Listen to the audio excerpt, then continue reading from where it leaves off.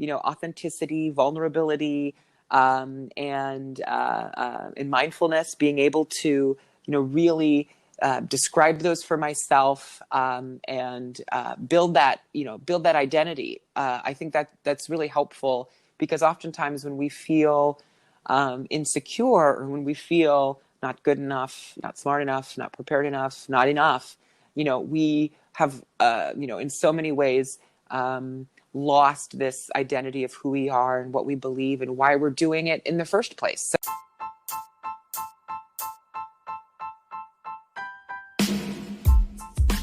Hey everyone, my name is Sarah and welcome to Her Ascension Story, the podcast that proves the world is transformed by every hero's personal adventure.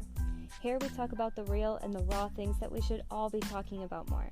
So if you want to be a part of the movement of getting real about the deeper, more meaningful things about life, be sure to subscribe and follow and get ready to get real. My hope is that this platform inspires you to explore and expand new empowering beliefs about yourself so you can make your own impassionate impact too. And those three pillars, inspiration, independence, and impact, aren't just the premise for this podcast, but for my work too. If you want to check out that more, be sure to go to herascensionstory.com or check me out on social media at Her Ascension Story.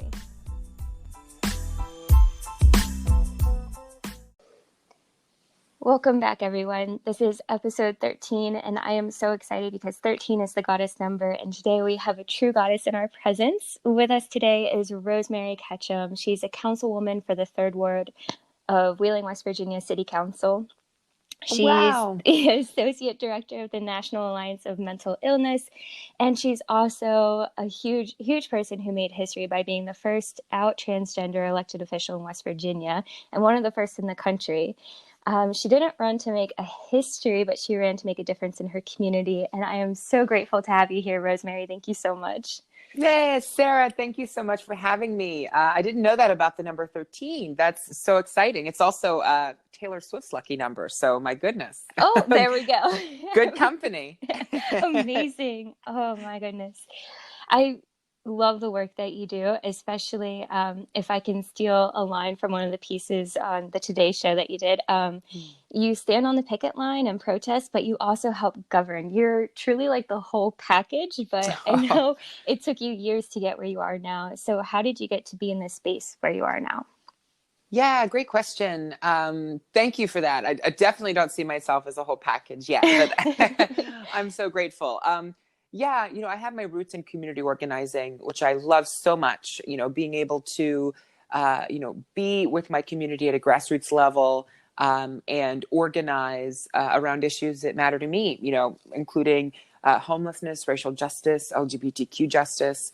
And, for the longest time, I considered, politics or politicians and community organizers to be two different, very different breeds of people. And, for so long they have been. But I find that, it is so much more valuable for community organizers and politicians to be the same people. I think the qualities and the potential of both positions, really sets a person up to do really, really good work. And so once I was able to get over that mindset of, politicians and community organizers being a mutually exclusive bunch, I decided that I probably ought to run for office myself. Wow. Amazing. That's so growing up, were you really politics side or more community organizing and just like activism, or? Yeah, I do not come from a political family. I'm a first generation college student, and I think a first generation elected official in my family. And while that is the case, I remember really early on, particularly my father was very focused on politics. I remember politics kind of coming of age in my mind after 9/11. And kind of the media swirl and, all of the things that were happening in the Bush administration. My dad was really focused, but my dad is not I would say he's not necessarily a political person, but he cares about, what's happening in the world. And so I remember, we would always talk about what was happening. And perhaps my most memorable moment in politics, of course, before being elected myself, was the election of Barack Obama. I really remember in 2008 feeling just this incredible moment, and how global that moment was. It wasn't just something that was happening in my family or in this country, but it was such a global experience. And I remember then realizing how important politics really is in shaping all of our lives. And so, we've always been a family that votes and participates, but never in a formal sense. And, I'm grateful to be able to take the plunge into the more formal realm of politics. Oh, wow. So what actually inspired you to run? I mean, like deep down, truly, like a light bulb moment. Recommend like, hey, you're so good at this. You should run. Yeah, a couple of things for sure. It is scary to run for office, and it was never something that I wanted to do at all. Really, I remember thinking that I remember knowing how important it was for progressive, thoughtful people to run for office and win. I just didn't think that I was allowed in that space, or that for some reason I just assumed that I couldn't run for some reason, that maybe because trans folks are not represented in a powerful way in West Virginia, or I just didn't feel that my background was well suited for politics. And I think we all have mindsets that prevent us from doing some things that we want. But before I decided to run myself, I asked all of my friends if they would run for office, and some of them did. Most of them didn't, but they, I soon began to realize that if I really wanted to realize and actualize the change that I've been trying to make as a community organizer, I ought to run. And a lot of it, I wouldn't call it a light bulb moment necessarily, but I think that my decision to run really happened at a critical point in West Virginia history. I mean, we have a kind of political movement happening right now throughout the state of West Virginia that I was just grateful to be swirling in when I decided to run. So while my race has been relatively historic, there have been really, really amazing races throughout the state that have been making a difference in their own communities. So I'm just, I guess I'm in part lucky, but also I think I made a really good decision at a good time. But I again realized I did a webinar a few days ago about imposter syndrome, and how much of an obstacle imposter syndrome can be in really believing in ourselves and what we think we can achieve. And so I guess I'm still battling that a little bit. Oh my gosh. Oh, you're such an inspiration. Oh. And so I really, if you can, I know you did the webinar, but if you can quickly just kind of dive in, or not so quickly, up to you, into the imposter syndrome and just the biggest obstacles that you had to go through to get where you are right now in your life, not just in politics, but in your life in general, Yeah, too. great question. So, to preface, I do believe we have an incredible need in this country to talk about mental health, to promote mental wellness. And it is something that, it's a conversation, 30 years too late. I mean, we have, I think, seen the results of a lack of focus and care in regards to our collective mental health as a country. And so just acknowledging our own insecurities and our own feelings of imposter syndrome are really important. And imposter syndrome is essentially, the idea of feeling unworthy, or as if you've have not earned this position that you're in, or the space that you occupy, feeling that somehow you're just lucky to have it, or that any moment you'll be found out as a fraud, as not smart enough, not good enough, not prepared enough. And, there are, of course, particular communities that face this more often than others, communities of color, women, the LGBT community, people who, live in poverty or have a lived experience in poverty, and folks who are not represented in these more powerful spaces. So I feel like my imposter syndrome probably comes from a few things. I grew up in poverty, and we did not have access to this political world, both practical access, but also principled access in so many ways. And so now, being an elected official or even running for office feels like such an enormous step from having zero access as growing up, to now being the thing that people need access to. It's just such a strange world. It's what makes America incredible, is that we can make that leap. I definitely felt, running for office, do I know enough? Am I prepared enough? Am I the best person for this position? And to push against that, I would remind myself of my community organizing experience, my, value system, why I want to run, who I'm, looking to represent. And that helped me considerably. But, I find that a lot of folks who want to do great things or want to, take a step forward, they have this imposter syndrome that really does present this, seemingly insurmountable obstacle. But it doesn't have to be that way, if we're able to, to build up some resilience mechanisms to fight it. Yeah, definitely. So what kind of resilience mechanisms have you built? Yeah. So, like I said, being able to, really hone in on my value system has been really important. I write them down, my kind of like 3 core principal values of, authenticity, vulnerability, and mindfulness, being able to, really describe those for myself, and build that identity. I think that's really helpful, because oftentimes when we feel insecure, or when we feel not good enough, not smart enough, not prepared enough, not enough, we have, in so many ways, lost this identity of who we are and what we believe and why we're doing it in the first place. So that's a really good one for me. Finding the humor in life has also been incredibly helpful. In my life, there are too many incredible things that are both heartwarming and sometimes sad, but also, funny.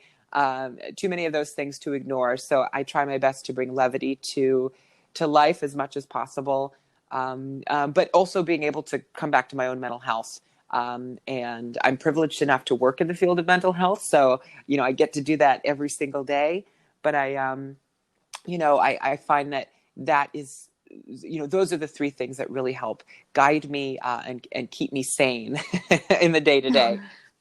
Oh, I love those. And so I mean, I'm just going to assume here that, being in the position where you are now has brought a lot of transformation into your life. So how did you cope with all those changes? Yeah. So it's still happening. I've been an elected official for about a month and a half, almost 2 months, which is exciting. It's been a whirlwind, for sure. I have been able to participate in so many incredible things. Last night, I was on a panel for the Democratic National Convention, which was so exciting, to talk to so many change makers throughout the country. But being able to take the skills that I've had as a community organizer and place them into a life in elected politics has been relatively seamless. The one obstacle for all of us, of course, is COVID. And the fascinating thing is, as a community organizer, meeting people face to face is the bread and butter of organizing. Like, that's why that's the most powerful thing you can do, literally, to assemble and to organize. And for that to be the thing you cannot do is, it really does present a unique opportunity to, get creative and adapt to this, new world. So I'm learning that with everybody else, and trying to do my best to really make good on the promises I made as a candidate, in a world that looks very different than when I made those promises. So it's been so exciting and so humbling, to be able to represent my community in such a powerful way, but also to be living in this moment with everybody else, I think is also equally powerful. I totally agree with that. So how about your personal life? Have you been able to find like a balance between work and still being Rosemary Ketchum outside of the room? No, I have not. I'm not sure I've ever been really great at the work-life balance. I think, for me, the fantasy of work-life balance is amazing, but the reality is very complex.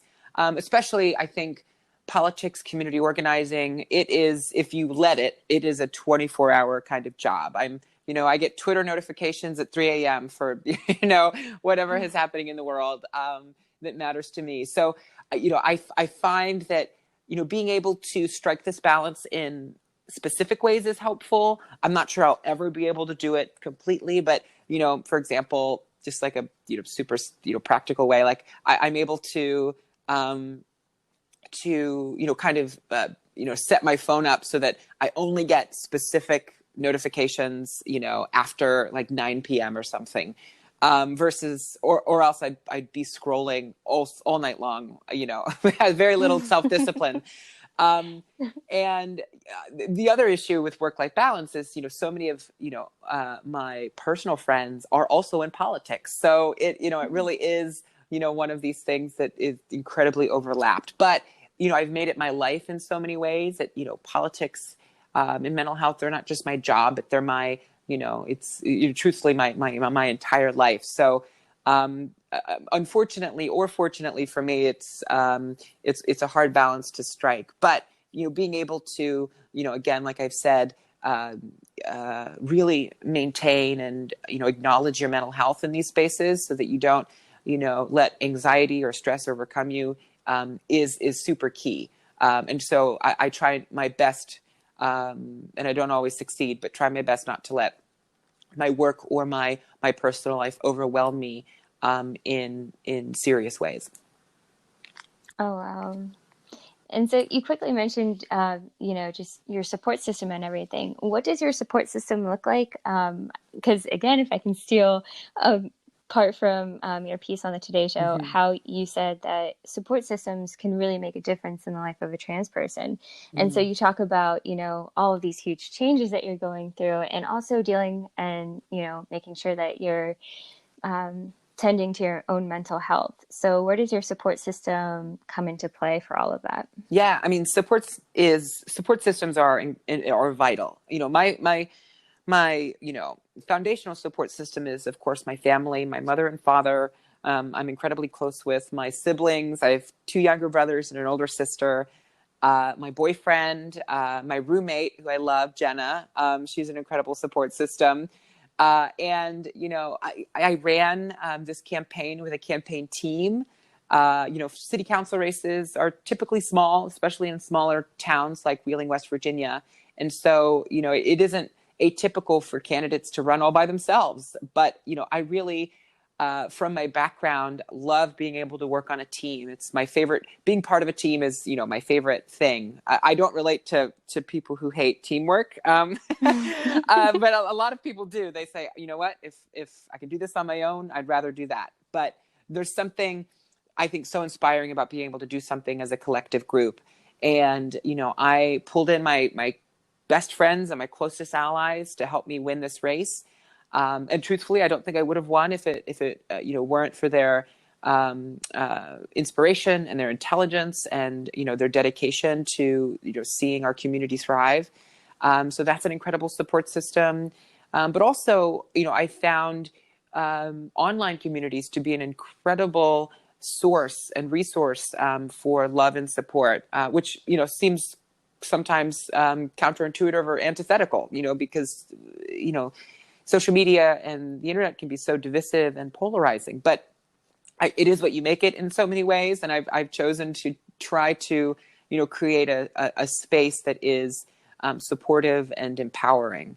And so it doesn't always work, of course, but I think, really being able to curate and discover healthy support systems, whether that's in your community, in person, online, in your family, really does make the difference between, being where you want and being who you want, and really struggling to overcome obstacles. I find that I couldn't have done any of this alone. And so my support system is truly everything. Oh, that's amazing. You mentioned the internet, and I think that um, I follow you on Instagram and I love everything that you post. Like just the Oh. messages that you share. It's not like you're your typical politician that's Mm. getting on there to like just, kind of like throw their values at people or Mm-hmm. anything like that to try to, make themselves look good and like or highlight, who they are in the spotlight or Right. anything. You really like you bring it home. And of course that could totally be, referred to your West Virginia roots and your just Ohio Valley roots in general. Right. Um, but how do you see personally your work and your values impacting others, especially in a state that you even said it's going through this historical moment? And of course, you're a part of that history, but how do you see your values and your work impacting others while you're progressively governing a state that so desperately needs it? West Virginia has an incredibly complex history. We are the first state to secede from the Confederacy in the 1800s. We said, no, thank you. We're not part of that. And so that reminds me that we have really progressive roots, that we, Mm-hmm. are a state that is really secured in our values. But we are also a state that has been historically betrayed by corporations and politicians. Mm-hmm. And, we have really based our economy on extraction industries that have come in and extracted our resources, our natural resources, but also our humanity in so many ways. And then they leave, and then they go elsewhere to do the same. And so we have a lot of apathy and mistrust and distrust here in the state of West Virginia toward politics, which is totally valid. And so, the work of an elected official in West Virginia, I think, is compounded by that history, being able to earn this trust that is so valuable, and to be able to really look our constituents in the eye and say, we're here for you. We're not leaving. We're here for the long haul. And we're going to do what's best for our state and our communities. That's really, really important. And I think we're in this inflection point right now where we are acknowledging politics as, necessary, but also, we're also acknowledging the need for holistic community-based politics. Our governor is the richest man in the state of West Virginia. He was a Democrat when he was elected, and Trump came to town and he changed his political party. If that isn't, like betrayal 101, I don't know what is. So like Mm-hmm. West Virginia, if West Virginia had an ACE score, it wouldn't be great. We have been through a lot of traumatic experiences. And I think that, new folks who are joining elected office have an opportunity and a unique obligation to correct this course and to reimagine what politics looks like in the state from a very holistic, community-based level. And I'm one cog in that machine up here in the Northern Panhandle, and I'm so grateful to be part of this, collective team of progressive folks running for office. So do you really see that future for West Virginia, and do you see it happening sooner rather than later? I do. I do see that future for the state of West Virginia. I try not to be naive. I try not to be subjective about it. And I really do try to see this from an objective point of view and, pragmatically.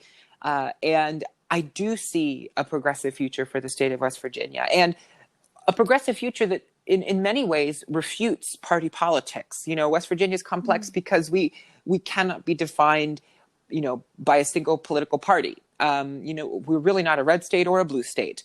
And that confuses a lot of people, and it confuses us too, believe me.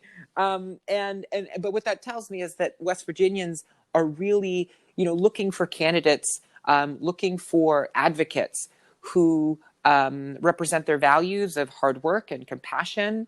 But, I also understand, how West Virginians are able to vote for folks like Jim Justice or like Donald Trump because of the promises that they can make.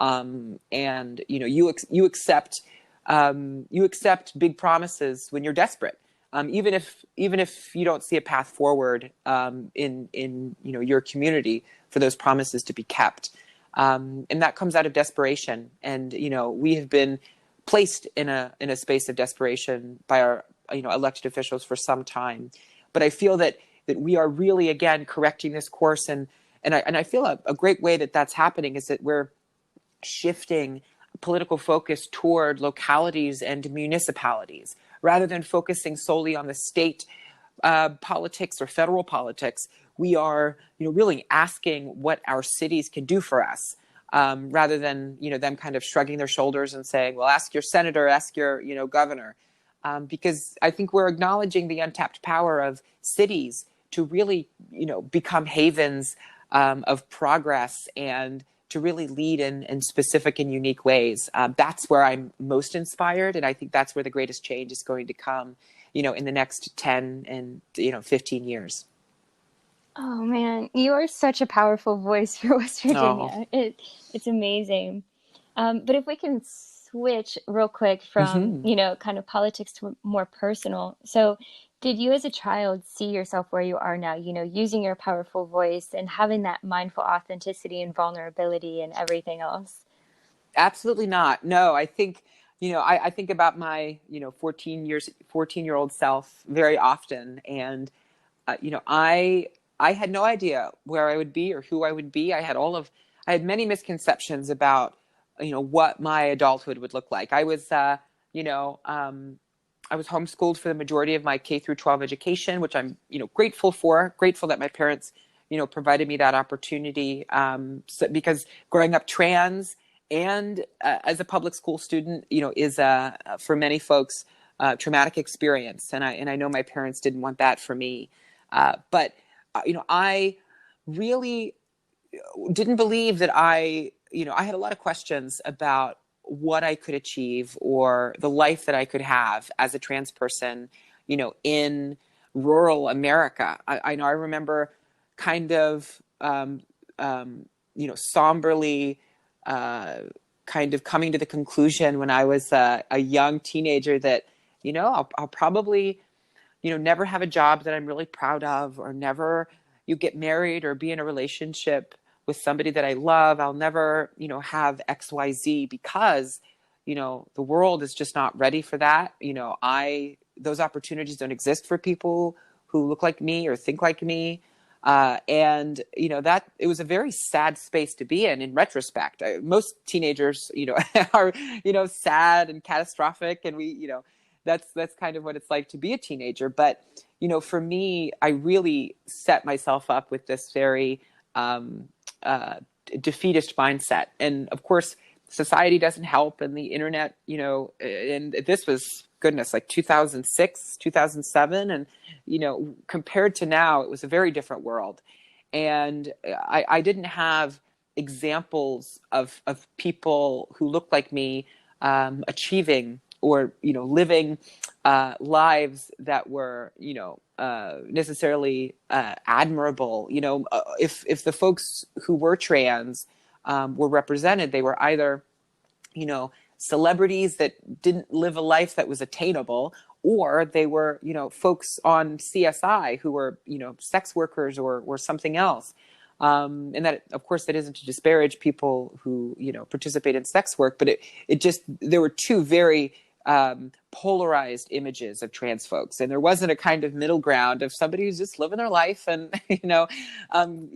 getting married and having kids and just living a typical life. And so I just totally scratched that off and said that's probably not what's going to happen for me.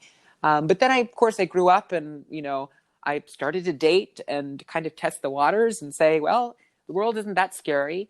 But for me, I think that really leading unapologetically and saying, this is me, take it or leave it, was the best strategy. Maybe not, the most graceful or elegant strategy, but it did help introduce me to my community in a way that, they really couldn't deny. I didn't give them a choice. And so far it seems to be working. Oh, wow. You said that you felt growing up that the world isn't ready for that. Do you feel like it's ready now? Even though, you're like, I'm not giving you guys a choice. This is it. Yeah, I think, what we're seeing right now is a culmination of so many of the things that were happening 10 and 15 years ago. So many of the trailblazers in the LGBT community who were really, paving the way. And in so many ways, they were not acknowledged. I might be getting, praise or acknowledgement now, but my goodness, the people who were doing this work 10 or 15 years ago were the true trailblazers, truly paving the way. So I think we are ready. And I think elections like mine and progressive candidates who are members of so many other communities that are underrepresented really, I think, are really ringing in a new day in America that is represented through compassion and through authenticity and through vulnerability. Some of the greatest candidates are the most vulnerable, are the most honest and transparent in their feelings and insecurities and their hopes and their message. And I think, the age of strongman politics is over. And I think that, and I hope that we are validated in that in this upcoming election. I don't have a crystal ball, so I could be way off mark, but that's how I feel. I think we're really moving in a direction that is healthy and that is part of the reimagining of our country.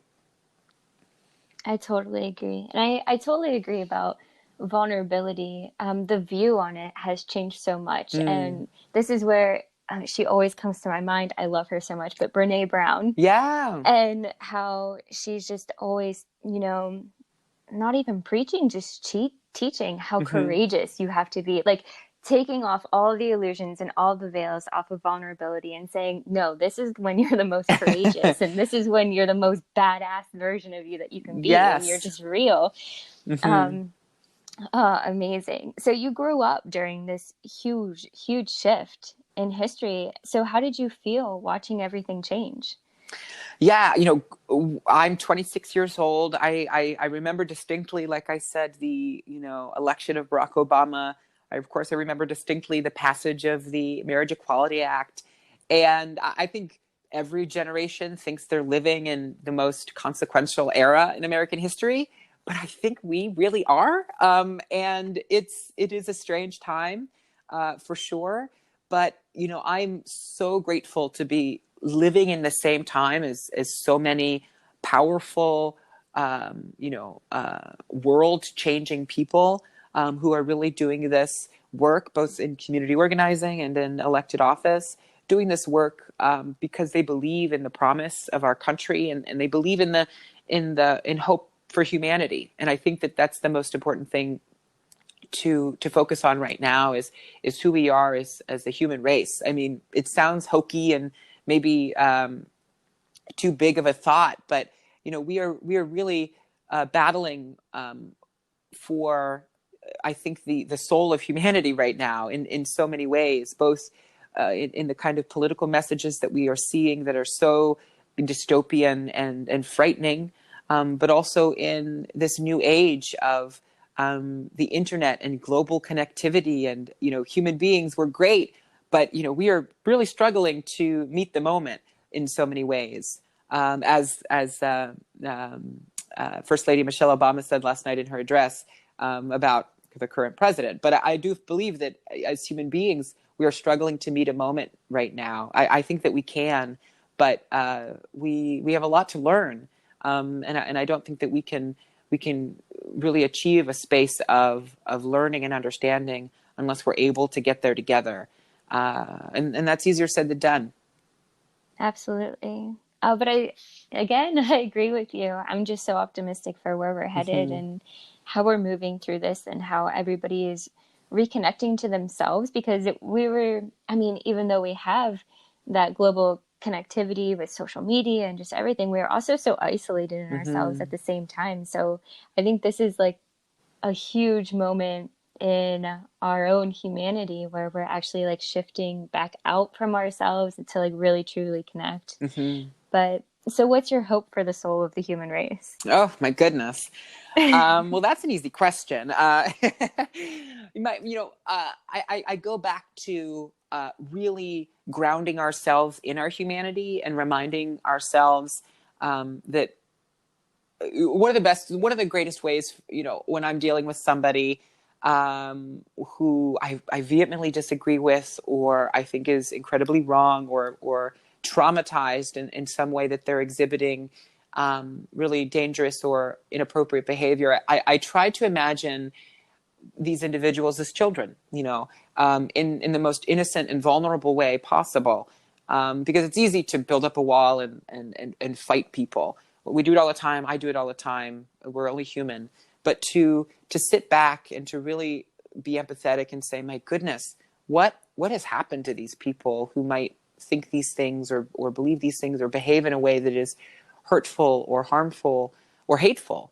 For me, it is really powerful to imagine maybe their lived experience, not to excuse their present behavior, but to give context, and try to promote their own vulnerability and say, hey, I don't know what you're dealing with. I don't know what you're going through.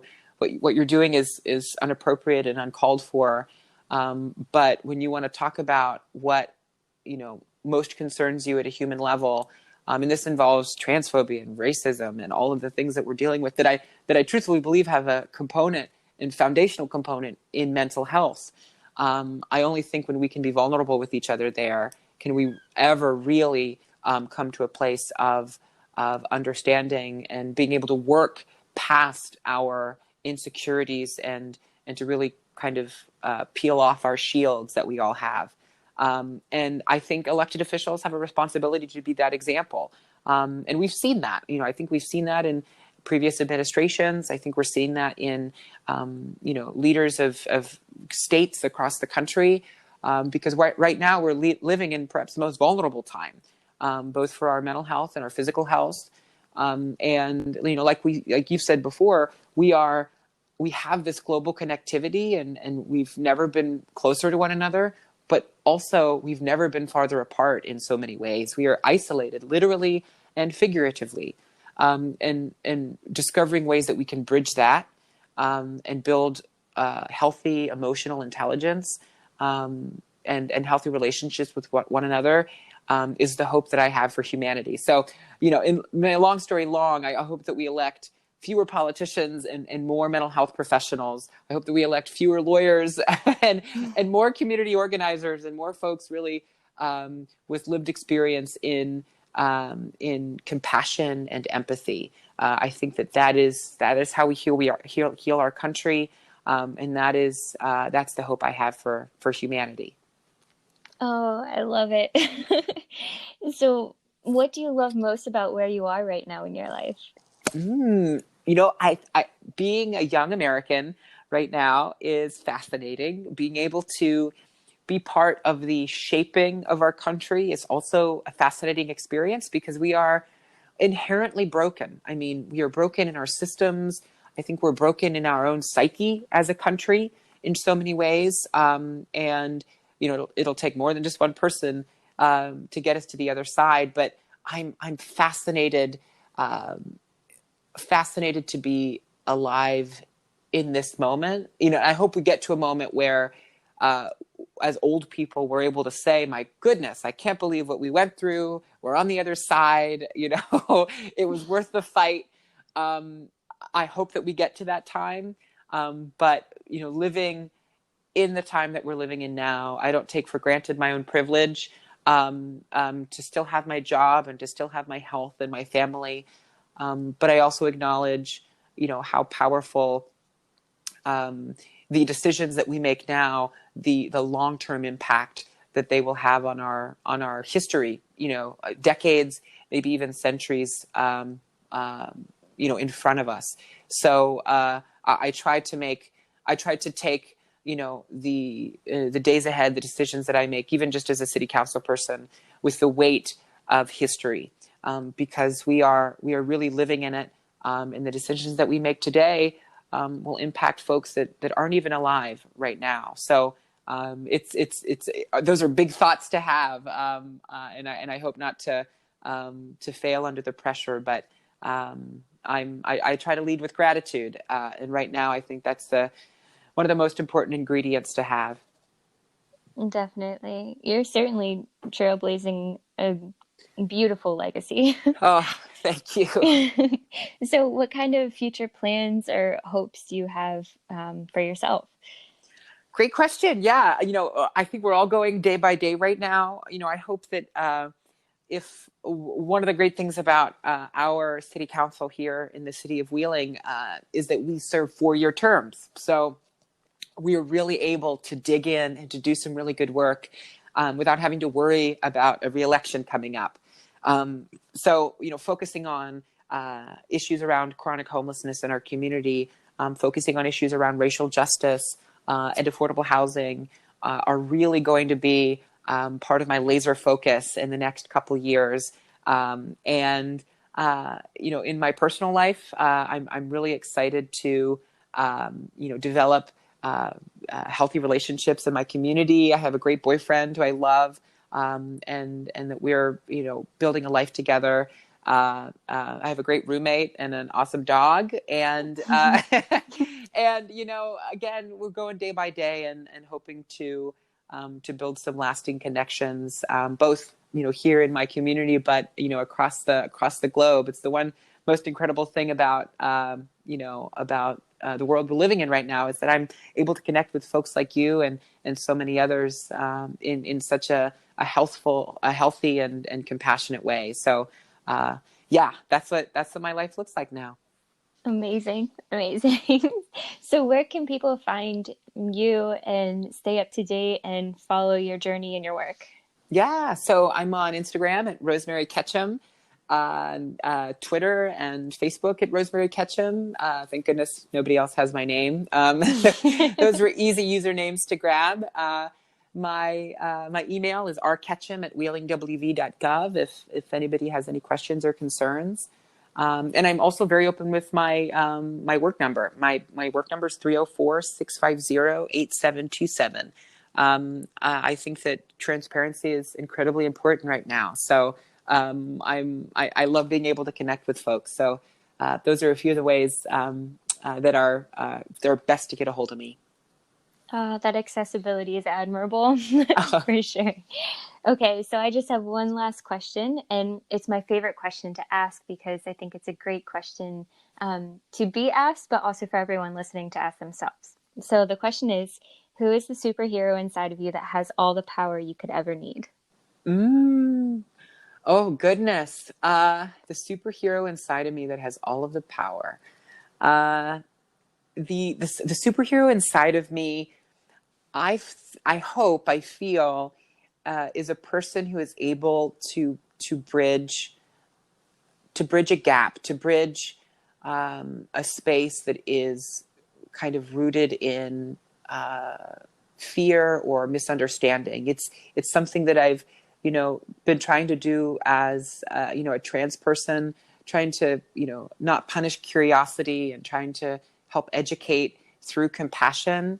I'm not sure what my superhero name would be, but I hope that my superpower would be to be able to engender compassion and empathy in folks, so that we can all be on the same journey of learning. Oh, wow. I'm all smiles listening to that response.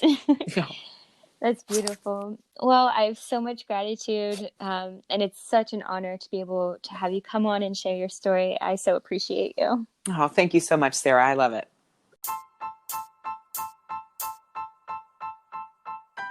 I want to thank you for listening to this podcast.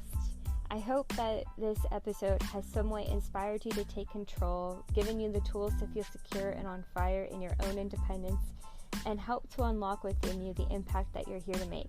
You're not born with a purpose. You're born as your purpose. It's already inside of you, and it's your responsibility in this life to live that in the truest way possible. If you've gotten any sort of value out of this episode, please share it so that we can together expand our inspiration and our impact in this world.